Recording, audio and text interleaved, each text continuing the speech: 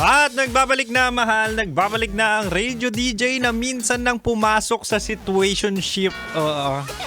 Yan yung relasyon na kung saan walang label, walang commitment at talaga nga naman sinasabi ko sa inyo mahal, mahirap at trauma ang abot.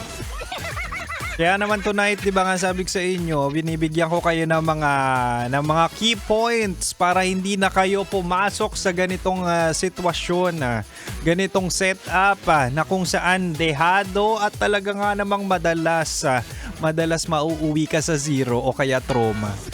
Diba? Kaya balik na tayo sa ating Chinitox. Usapang pag-ibig mula sa chinito ng buhay mo. At diba nga sabi ko kanina mahal, ibibigay ko ang 3 senyales na ang tao ay expert sa larangan ng situationship.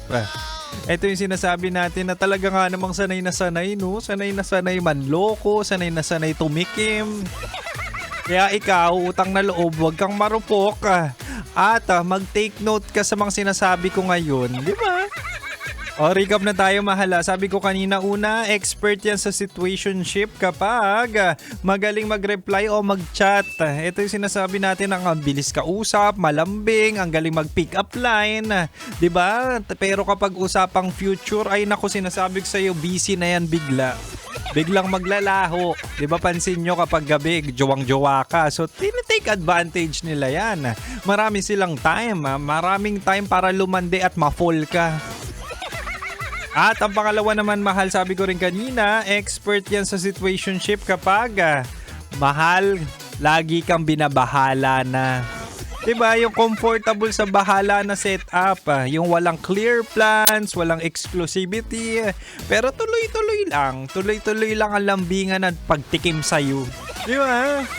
Imaginein mo hindi ka pinapakilala sa circle, hindi ka pinapakilala sa magulang, ni hindi alam ng ibang tao na may jowa siya o kausap ka niya.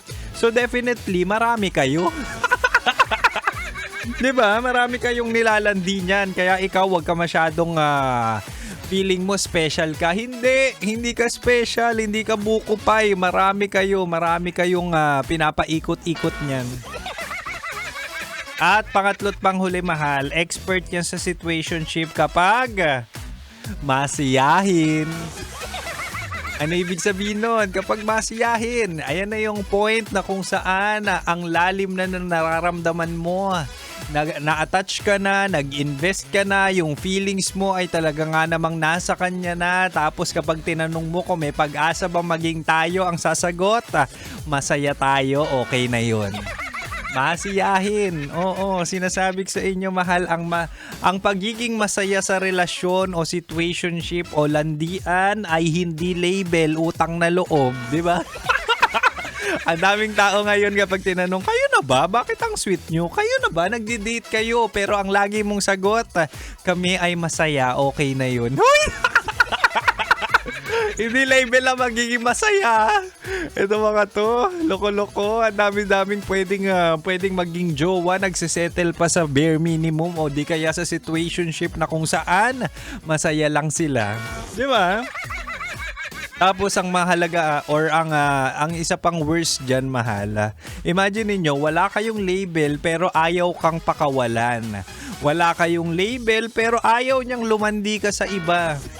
Nako, sinasabi ko sa inyo, malala na yan. Malala ang pinasukan mo to the point na minamanipulate ka na. Always remember, nako, dapat talaga mahal mo yung sarili mo at alam mo yung worth mo. Kasi kapag alam mo yung worth mo, definitely hindi ka magsisettle sa ganyang setup. Sa sinasabing situationship na parang magjowa pero walang label. Ay nako, minsan pa nga dyan mo madidiscover na ay, kabit pala ako. Diba? Kaya kayo huwag kayong magsayang ng oras, pera o di kaya pagmamahal sa taong hindi naman sigurado sa inyo. Okay? O siya ako'y lilisan na. Ako'y magdadrive na pa uwi pero huwag kayong mag-alala. Susunod na sa akin si Titan Jello at Rakitera sa kanilang programang Rocky Secret Files with Titan Jello. Kaya dito ka lang mahal, dito ka lang sa 90.7 Love Radio. Kailangan pa bang i-memorize yan? Basic. Bye mahal. Bye-bye. Metro's not